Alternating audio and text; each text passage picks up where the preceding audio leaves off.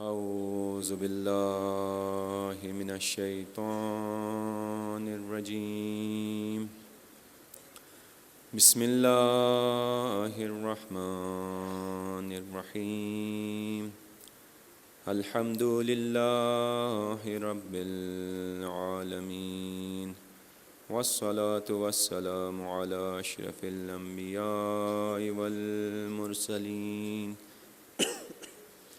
محمد وآلہ الطیبین الطاہرین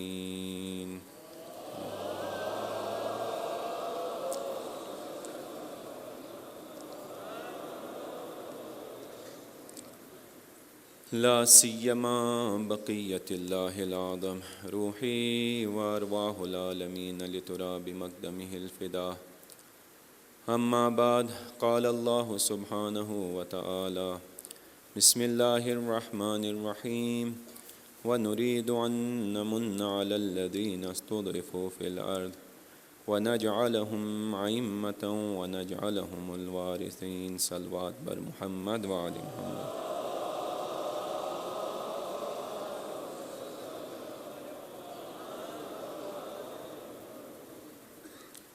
بسم اللہ الرحمن الرحیم اللہم کل ولیک الحجۃ ابن الحسن صلواتک علیہ وعلی آبائہ فی ہذہ الساعۃ وفی کل ساعۃ ولییا وحافظا وقائدا وناصرا ودلیلا وعینا حتی تسکنہ ارضک طوعا وتمتعہ فیہا طویلا برحمتک یا ارحم الراحمین صلوات بر محمد وآل محمد۔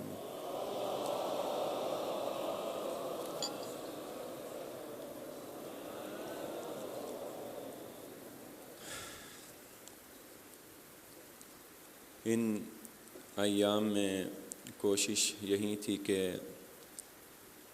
تاریخ کو مد نظر رکھتے ہوئے منتظرین امام زمانہ عجل اللہ تعالی فرجہ الشریف کے وظائف بیان کیے جائیں، کیونکہ جیسا کہ پہلے بھی عرض ہوا تھا کہ تاریخ میں جب بھی حکومت عدل الہی قائم ہوئی یا قیام کے نزدیک پہنچی تو ایسے میں لشکر حق سے بعض ایسی غلطیاں سرزد ہوئیں کہ جس نے اس حکومت عدل الہی کو یا شکست سے دوچار کیا یا حکومت قائم ہونے سے روکا۔ انہی خامیوں میں سے، انہی کوتاہیوں میں سے ایک کوتاہی جو تاریخ کے مطالعے سے پتہ چلتی ہے وہ یہ ہے کہ لشکر حق نے اپنے دشمن کو پہچاننے میں اور اپنے دشمن کی سازشوں کو پہچاننے میں کوتاہی کی، جس کی وجہ سے تاریخ میں لشکر حق کو شکست سے دوچار ہونا پڑا۔ اور میں یہ بھی عرض کروں عزیزان محترم مقدمتاً کہ حق اور باطل کی یہ جو جنگ ہے یہ دائمی ہے، یہ ابدی ہے، یہ ہمیشگی ہے، یہ نہ کبھی رکنے والی جنگ ہے۔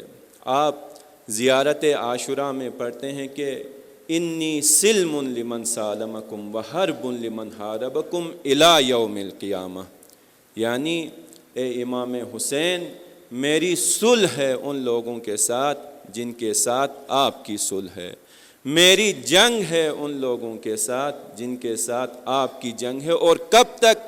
جب تک قیامت نہیں آتی۔ یعنی یہ حق اور باطل کی یہ جو جنگ ہے یہ دائمی ہے، ہمیشگی ہے، ابدی ہے، یہ نہ ختم ہونے والی جنگ ہے۔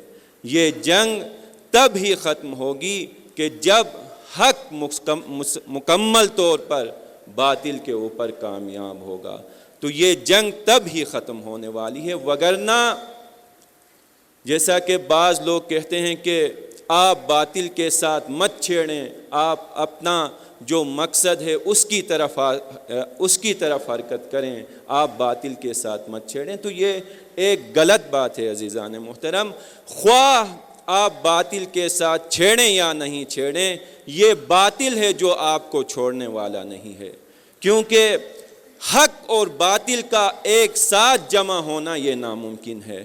یا حق نے رہنا ہے یا باطل نے رہنا ہے، یا روشنی نے رہنا ہے یا تاریکی نے رہنا ہے، یا شب نے رہنا ہے یا دن نے رہنا ہے۔ دن اگر آئے گا تو رات چلی جائے گی، رات اگر آئے تو دن چلا جائے گا، تو ان دونوں کا ساتھ چلنا ناممکن ہے۔ اگر حق نے باطل سے غفلت بھی کی تو یہ باطل ہے جس نے حق سے غافل نہیں ہونا ہے۔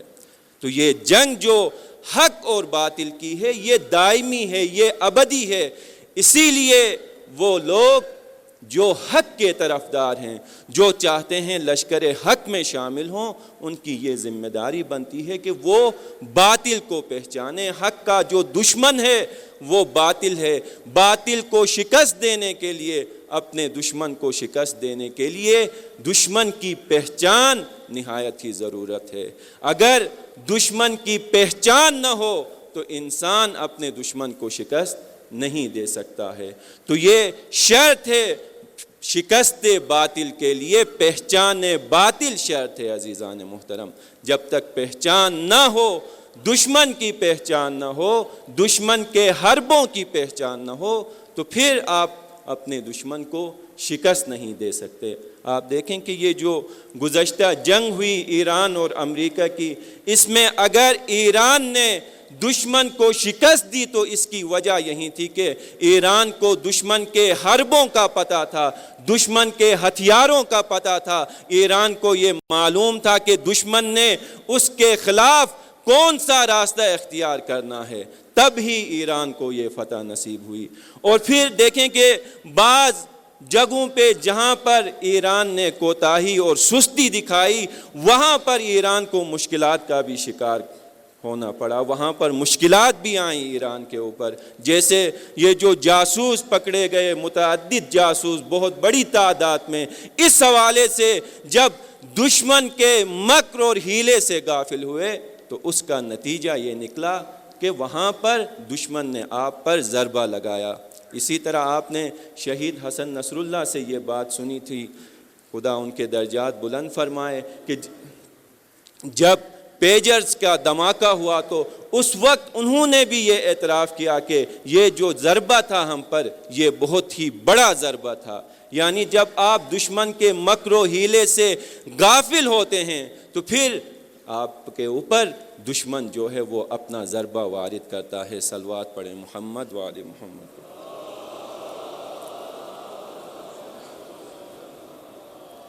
جہاں پر اہل حق کے دشمن یقینی طور پر موجود ہیں، وہیں پر ہر قوم، ہر ملت اور ہر مذہب کے بھی دشمن موجود ہوتے ہیں۔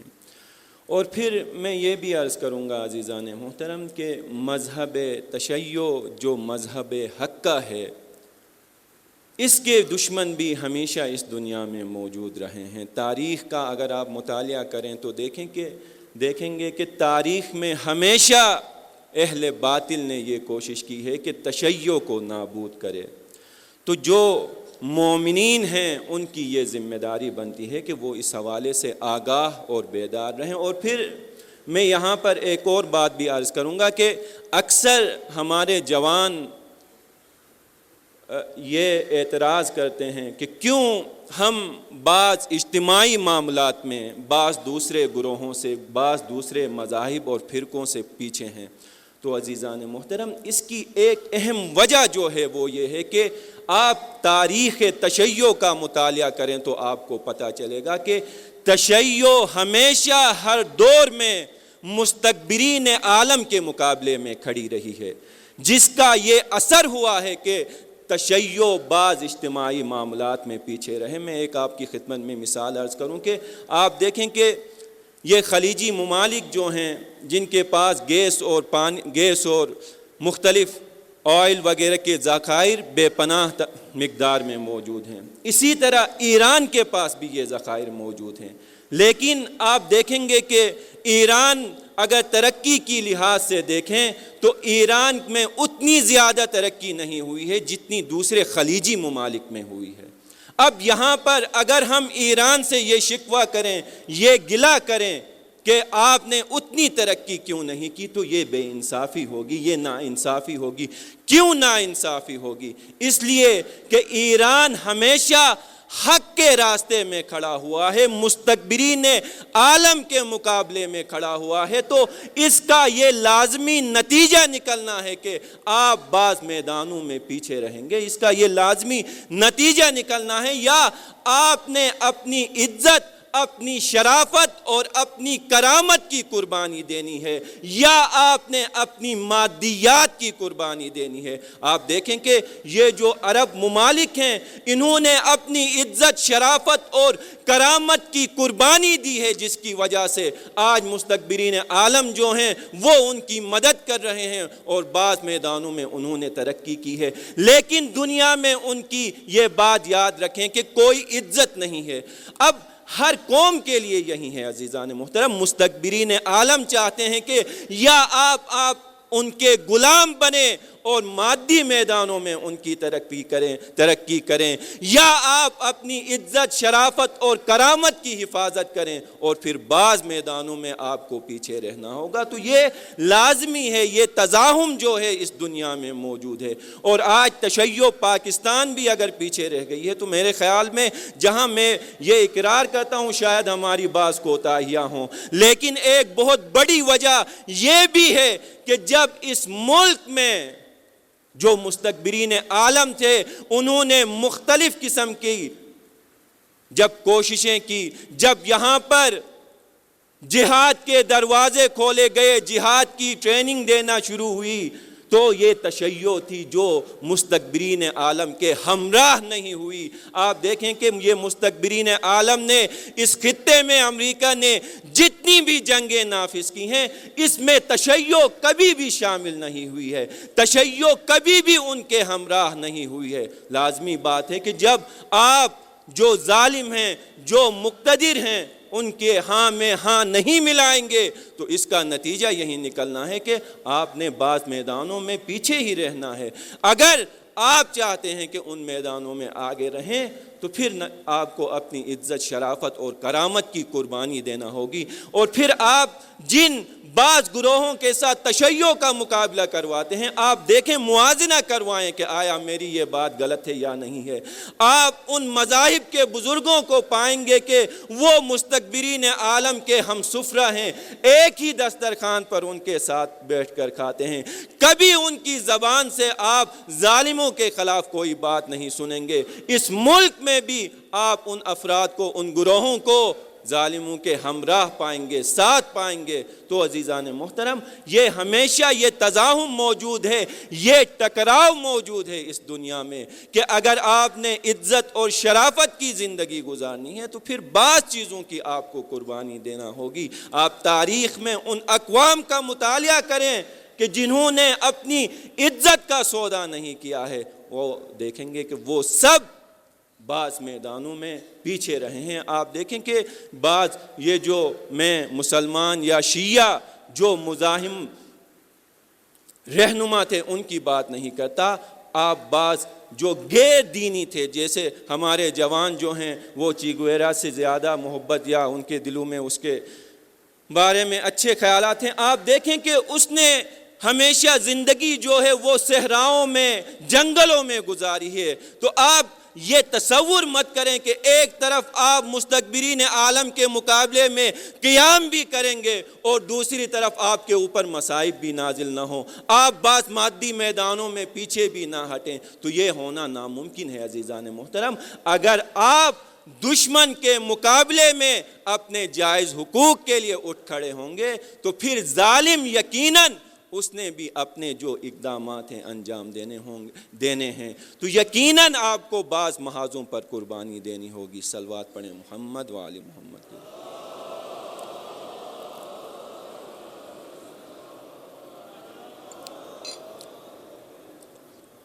تو عزیزان محترم، یہ تزاحم موجود ہے ہمیشہ دنیا میں کہ آپ نے دو اچھی چیزوں میں سے آپ مجبور ہیں کہ کسی ایک کا انتخاب کریں، تو یہ تزاحم اس دنیا میں موجود ہے۔ تو میرے خیال میں جہاں تھوڑی بہت ہماری شاید سستیاں بھی ہوں گی، لیکن ایک بڑی وجہ یہیں ہماری تشیع کے اندر جو مزاحمت ہے یہ بھی باعث بنی ہے کہ ہم بعض میدانوں میں پیچھے رہیں۔ تو جیسا کہ عرض ہوا عزیزان محترم، دشمن سے غفلت، دشمن کے حربوں سے غفلت قوموں کی نابودی کا باعث بنتی ہے۔ اسی لیے آپ جب روایات کا مطالعہ کریں، قرآن کی طرف توجہ کریں، تو متعدد آیات میں قرآن نے انسان کو دشمن کی طرف توجہ دلائی ہے۔ خداوند تبارک و تعالیٰ قرآن میں ارشاد فرماتے ہیں کہ بسم اللہ الرحمن الرحیم، الم اعہد الیکم یا بنی آدم اللہ تعبدوا الشیطان انہ لکم عدو مبین، کہ اے انسان، آیا میں نے تم سے یہ عہد نہیں لیا ہے کہ تم شیطان کی تبعیت مت کرو، کیونکہ شیطان تمہارا واضح اور آشکار دشمن ہے۔ اب اس آیت میں خداوند تبارک و تعالی انسان کو اس کے دشمن کی طرف توجہ دلا رہا ہے، اور پھر اسی طرح بہت ساری آیات، ایک اور آیت ہے جس میں خداوند تبارک و تعالی پیغمبر کو مخاطب قرار دیتے ہوئے ارشاد فرماتا ہے کہ یا ایھا النبی حرض المؤمنین علی القتال، اے پیغمبر مومنین کو آپ ترغیب دلائیں قتال کے اوپر۔ یا ایک دوسری آیت جس میں خداوند تبارک و تعالی ارشاد فرماتے ہیں کہ وَأَعِدُّوا لَهُم مَّا اسْتَطَعْتُم مِّن قُوَّةٍ تُرْهِبُونَ بِهِ عَدُوَّ اللَّهِ وَعَدُوَّكُمْ، کہ جتنی بھی آپ دشمن کے مقابلے میں قوت حاصل کر سکتے ہیں وہ حاصل کریں، تاکہ آپ کا دشمن، خدا کا دشمن، آپ سے خوف زدہ ہو۔ تو یقیناً یہ جو جبہہ حق ہے، اس کے وظائف میں سے ایک اہم ترین وظیفہ اپنے دشمنوں کو سمجھنا ہے، اپنی دشمنوں کے سازشوں کو سمجھنا ہے۔ اب جب ہم دشمن کی بات کرتے ہیں عزیزان محترم، تو پھر انسان کے دو قسم کے دشمن ہیں۔ ایک انسان کا اندرونی دشمن ہے، جس طرح آیے کریمہ میں بھی ذکر ہوا، شیطان یا انسان کی بری صفات ہیں کہ جو انسان کی دشمن ہیں، اور یہی بعض دفعہ یہی بری صفات ہوتی ہیں کہ جو انسان کے بیرونی دشمن کو اس کے اوپر مسلط کرنے کا باعث بنتی ہیں۔ یعنی جب انسان کا یہ اندرونی دشمن جو اس کے وجود کے اندر ہے وہ قوی ہوتا ہے، تو اس کا لازمی نتیجہ یہ نکلتا ہے کہ اس کا بیرونی دشمن بھی اس کے اوپر مسلط ہوتا ہے۔ اب یہ اندرونی دشمن انسان کا کیا ہے؟ انسان کی سستی ہے، انسان کی کاہلی ہے، انسان کی لالچ ہے، انسان کی پیسے اور دنیا سے محبت ہے، انسان کی زندگی سے محبت ہے۔ جب یہ دشمن انسان کے اندر تقویت ہوتا ہے، قوی ہوتا ہے، تو پھر بیرونی دشمن بھی انسان کے اوپر مسلط ہوتا ہے۔ تو جہاں پر ہمیں اپنے بیرونی دشمن کے مقابلے کی ضرورت ہے، وہیں پر اپنے اندرونی دشمن کے مقابلے کی بھی ضرورت ہے۔ جب تک اندرونی دشمن کے اوپر ہم مسلط نہیں ہوں گے، بیرونی دشمن کو شکست دینا ہمارے لیے سخت ہوگا۔ جیسا کہ گزشتہ ایام میں بھی میں نے بہت ساری مثالیں آپ کی خدمت میں عرض کی کہ جو لوگ شکست کھا گئے اس اندرونی دشمن سے، وہ بیرونی دشمن سے بھی شکست کھا گئے۔ تو بیرونی دشمن کو شکست دینے کے لیے اندرونی دشمن کو بھی شکست دینا ضروری اور لازمی ہے۔ صلوات پڑھیں محمد والے۔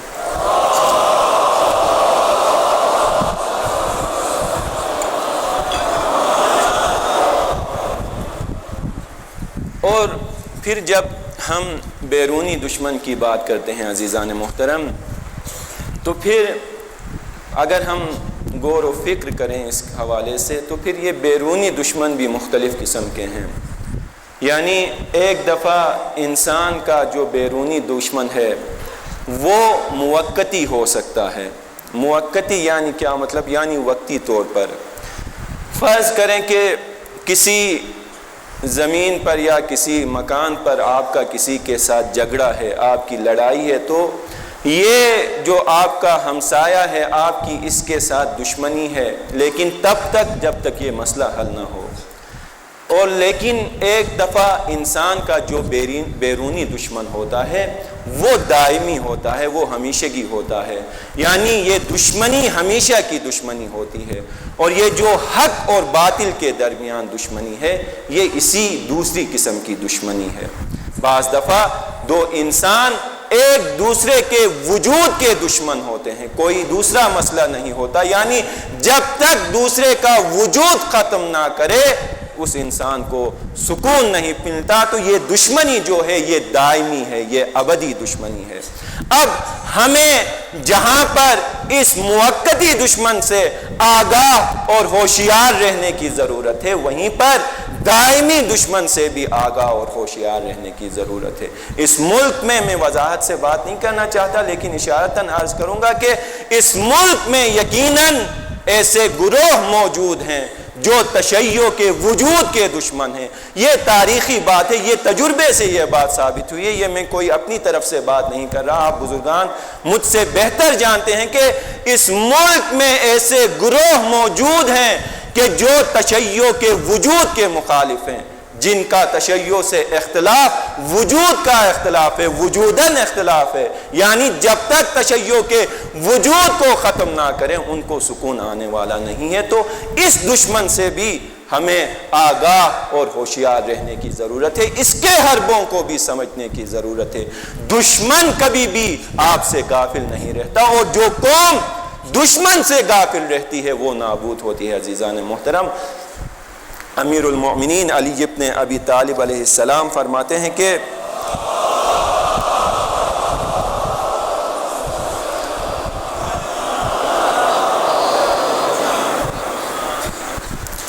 وہ لوگ جو اپنے دشمن سے غافل ہوتے ہیں وہ شکست کھا جاتے ہیں۔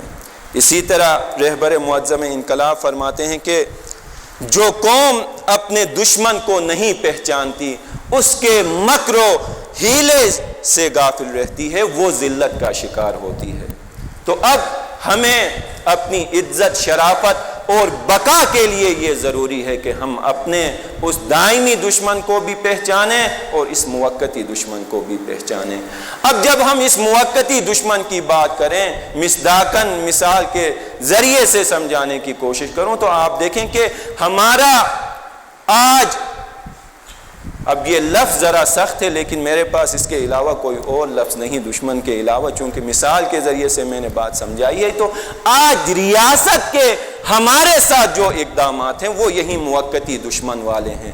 آج ریاست ہمارے وسائل پر قبضہ کرنا چاہتی ہے، جو ہمارے حقوق ہیں جائز ان پر قبضہ کرنا چاہتی ہے۔ آج یہ ریاست ہے جس نے ہم سے دشمنی مول لی ہوئی ہے، یہ ہم نہیں ہیں، یہ دشمنی ان کی طرف سے ہے۔ عزیزان محترم، اب جب کسی نے آپ کے ساتھ دشمنی مول ہی لی ہے، جب کوئی آپ کے گھر کے دروازے پر آگ لے کر آیا ہی ہے، تو پھر آپ کی ذمہ داری، آپ کی بھی یہ ذمہ داری بنتی ہے کہ آپ بھی آگاہ رہیں، بیدار رہیں، سازشوں کو سمجھیں اور ان سازشوں کا مقابلہ کریں۔ آج یہ اس خطے میں بسنے والے تمام لوگوں کے ساتھ ریاستی اقدامات جو ہیں، یہ جو زمینوں پر قبضہ کرنے کے لیے بل لائے جا رہے ہیں، یہ جو منرلز پر قبضہ کرنے کے لیے بل لائے جا رہے ہیں، یہ جو گرین ٹورزم کے نام پر مختلف سکیمیں لائی جا رہی ہیں، یہ اس خطے کے ساتھ دشمنی ہے۔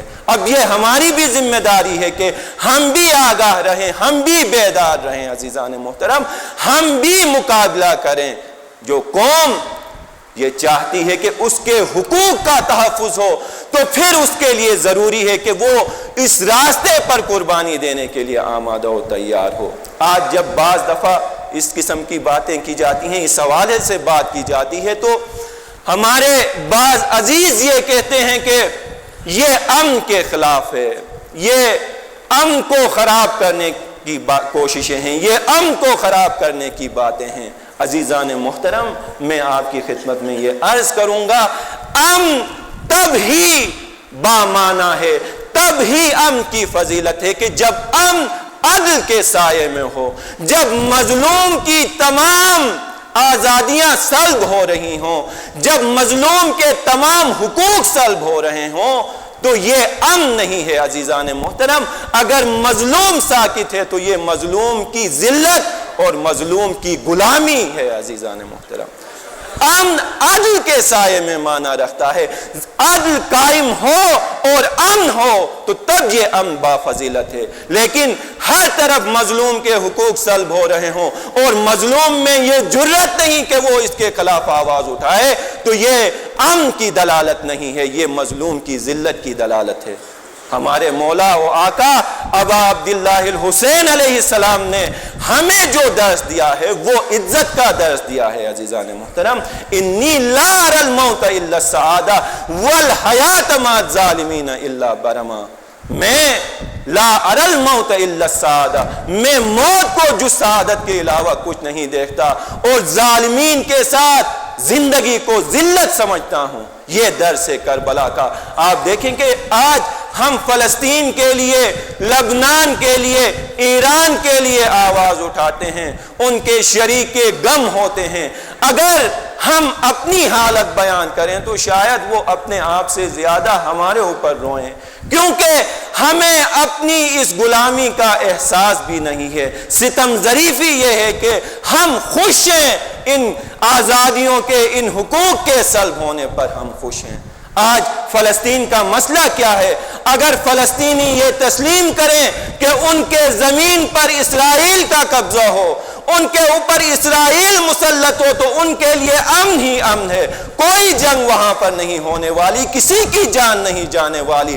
لیکن ان لوگوں کو، ان باشرافت لوگوں کو، ان باکرامت لوگوں کو، ان باعزت لوگوں کو اس قسم کا امن ان کو پسند نہیں ہے۔ وہ اپنی آزادیوں کے تحفظ کے لیے اپنی جان قربان کرنا، اپنے حقوق کے تحفظ کے لیے اپنی جان قربان کرنا سعادت سمجھتے ہیں۔ وہ اس قسم کے امن پر شہادت کو ترجیح دیتے ہیں۔ انہوں نے خود خواستہ یہ راستہ اختیار کیا ہوا ہے۔ اگر وہ بھی اسرائیل کی شرائط تسلیم کریں تو ان کے لیے بھی کوئی مسئلہ نہیں۔ اگر حزب اللہ بھی اسرائیل کے شرائط تسلیم کرے، آج اسرائیل کا حزب اللہ سے مطالبہ یہی ہے کہ آپ اپنے تمام ہتھیار جو ہیں وہ ہمارے حوالے کریں، ہمارے بھی نہیں، لبنانی حکومت کے حوالے کریں۔ یہ ایک شرط کتنی عام سی شرط ہے، شاید ہم میں سے بہت سارے لوگ ہوتے تو قبول بھی کر لیتے کہ کیا فرق پڑتا ہے کہ ہم اسلحہ ان کے حوالے کریں، لیکن یہ حزب اللہ کو گوارا نہیں ہے کہ ان کے اوپر اسرائیل اپنے ارادے کو مسلط کرے، جس کی وجہ سے آج حزب اللہ مسلسل قربانیاں دیتا آ رہا ہے۔ آپ ایران کی مثال دیکھیں، ایران سے کیا مطالبہ ہے امریکہ کا؟ امریکہ کہتا ہے کہ ایک صلوات پڑھیں محمد وآل محمد۔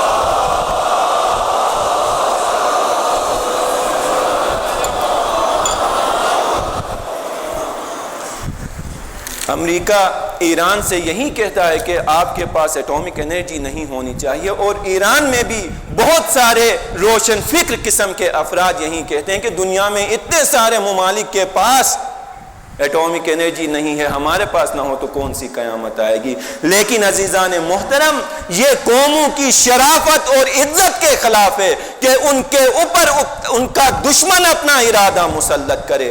باکرامت باشرافت قومیں یہ تسلیم نہیں کرتی ہیں کہ ان کا دشمن ان کے اوپر مسلط ہو۔ آج وہ کہیں گے کہ آپ ایٹامک انرجی چھوڑ دیں، کل کہیں گے میزائل ٹیکنالوجی چھوڑ دیں، پرسوں کہیں گے یہ ڈرون بھی ہمارے حوالے کریں۔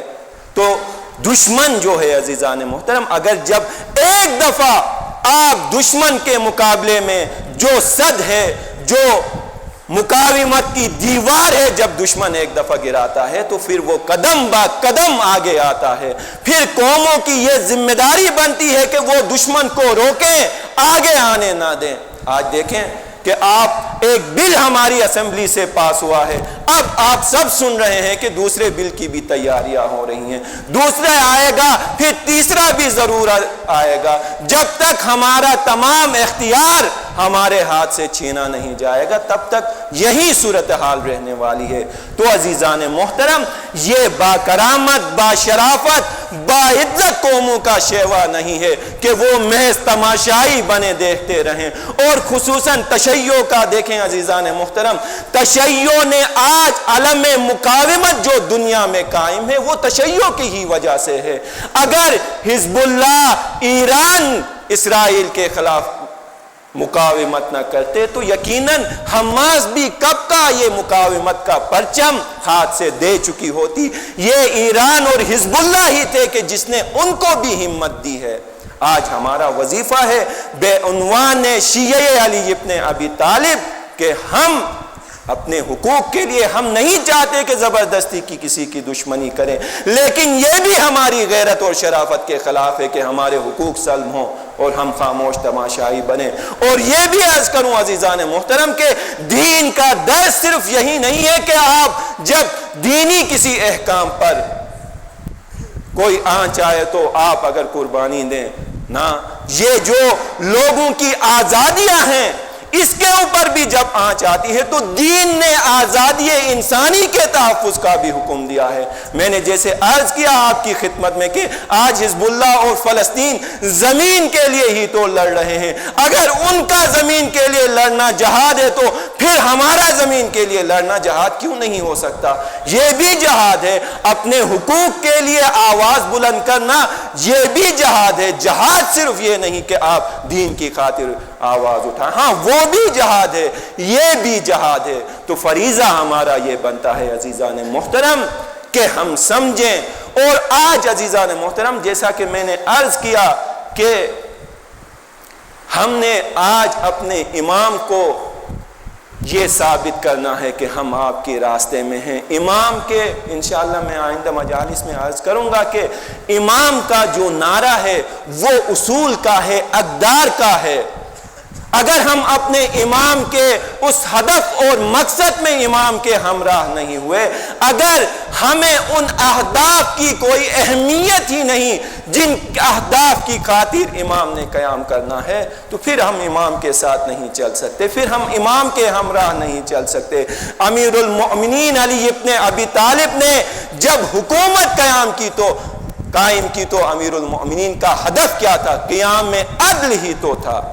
اب جن لوگوں کو عدل سے کوئی سروکار ہی نہ ہو وہ کیسے علی ابن ابی طالب کے ساتھ چل سکتے ہیں؟ وہ کیسے علی ابن ابی طالب کے ہمراہ ہو سکتے ہیں؟ حسین ابن علی کے لیے یزید نے صرف ایک ہی شرط رکھی تھی کہ آپ بیعت کریں۔ اگر امام حسین یہ بیعت کر لیتے تو شاید اس کے بعد کوئی اور امام کے اوپر مشکل نہیں آتی، لیکن با شرافت شخص کے لیے، با کرامت شخص کے لیے یہ ذلت ہے کہ وہ یزید جیسے شخص کی بیعت کرے۔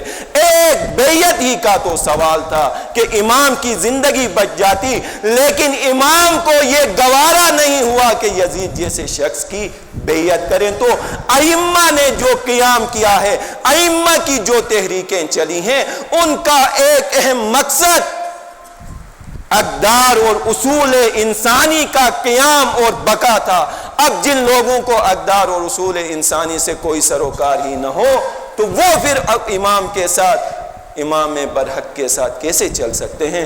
تو عزیزان محترم، ہم آج اس بات کا ثبوت دیں کہ یہ اصول انسانی، شرافت، کرامت، عدل، آزادی یہ ہمارے لیے اہمیت رکھتی ہیں۔ یہ وہ اہداف ہیں کہ جن کے لیے امام نے قیام کرنا ہے۔ تو عزیزان محترم، یہی راہ ائمہ ہے، یہی راہ امام حسین ہے، اور یہی جو اصول اور اقدار انسانی کا راستہ ہے یہ راہ امام زمان عجل اللہ تعالی فرجہ الشریف ہے۔ اگر ہم چاہتے ہیں کہ ان کے ہمراہ ہوں، ہم قدم ہوں، تو پھر ہمیں بھی اسی قدم پر، اسی راستے پر قدم رکھنے ہوں گے، وگرنہ جس قوم کو، جس ملت کو، جس ملت کے نزدیک ان اصولوں کی کوئی اہمیت نہیں، وہ ان کے ہمراہ نہیں چل سکتی۔ میں خداوند تبارک و تعالیٰ سے دعا گو ہوں کہ خداوند تبارک و تعالیٰ ہمیں اپنے وظائف کو پہچان کر ان پر عمل کرنے کی توفیق عطا فرمائے۔ صلی اللہ علیہ یا ابا عبداللہ، صلی اللہ علیہ یا ابا عبداللہ، صلی اللہ علیہ یا ابا عبداللہ۔ عصر عاشور جب امام حسین علیہ السلام تک و تنہا رہ گئے، امام کے تمام آوان و انصار اور بنی ہاشم کے جوان شہید ہوئے، تو امام حسین علیہ السلام میدان میں آتے ہیں اور حل من ناصر ینصرنی کا صدا بلند کرتے ہیں۔ جب امام علیہ السلام یہ صدا بلند کرتے ہیں تو خیموں سے مقدرات عصمت کی رونے کی آواز آنے لگتی ہے۔ امام علیہ السلام خیموں کی طرف جاتے ہیں، جب سبب پوچھتے ہیں تو کہا جاتا ہے کہ حضرت علی اصغر نے آپ کی آواز سن کر اپنے آپ کو گہوارے سے گرا دیا ہے۔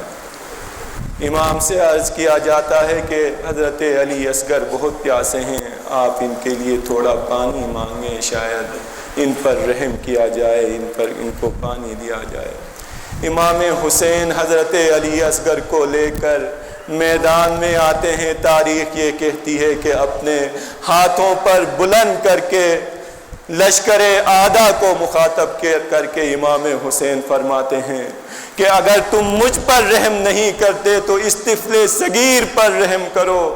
آیا تم یہ نہیں دیکھتے کہ یہ پیاس کی وجہ سے کس طرح سے تڑپ رہا ہے؟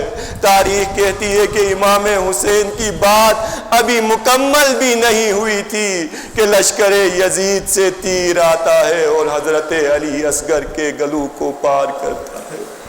امام حسین کے لیے روایت میں ہے کہ حضرت علی اصغر کا غم، ان کی شہادت کو برداشت کرنا نہایت ہی سخت تھا، لیکن آسمان سے یہ ندا آتی ہے صبرن لک یا حسین، اے حسین صبر کرنا۔ امام حسین حضرت علی اصغر کو ان کے جنازے کو لے کر پشت خیمہ جاتے ہیں اور ان کو دفن کرتے ہیں۔ اور تاریخ میں یہ بھی نقل ہوا ہے کہ امام حسین اپنے آئندہ آنے والے شیعوں کو مخاطب کر کے فرماتے ہیں کہ